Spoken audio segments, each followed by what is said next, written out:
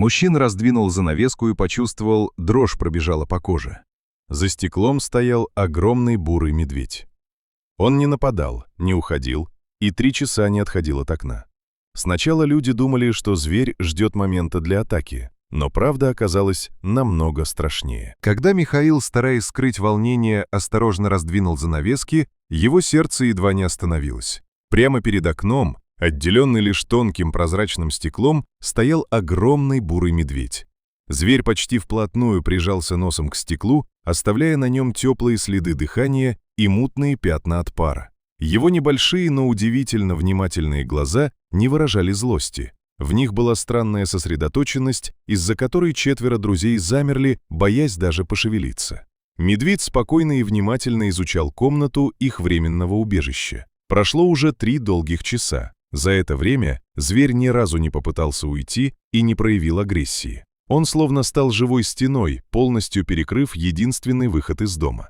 Михаил, он даже не смотрит на тушенку на столе. Обычно медведи чувствуют запах еды за километр и переворачивают все вокруг. Тихо прошептала Марина, стараясь держаться подальше от окна и крепко сжимая в руках тяжелый походный котелок.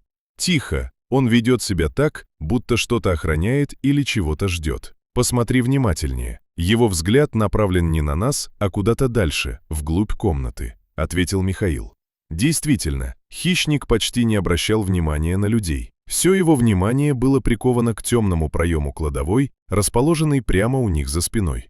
«Ты думаешь, там кто-то есть?» — едва слышно спросил Игорь. Но ведь перед сном они тщательно осмотрели домик, а засов на задней двери был надежно закрыт.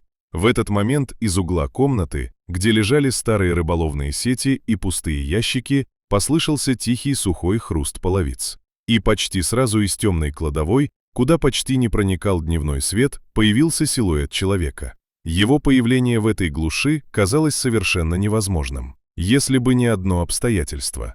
Несколько дней назад из ближайшего поселка сбежал опасный преступник. Позже стало ясно, что ночью он проник в избушку через окно на чердаке. Незнакомец, сжимая ржавый, но все еще острый нож, выглядел изможденным и загнанным. Его взгляд, полный отчаяния и тревоги, метался между застывшими туристами и огромным медведем за окном.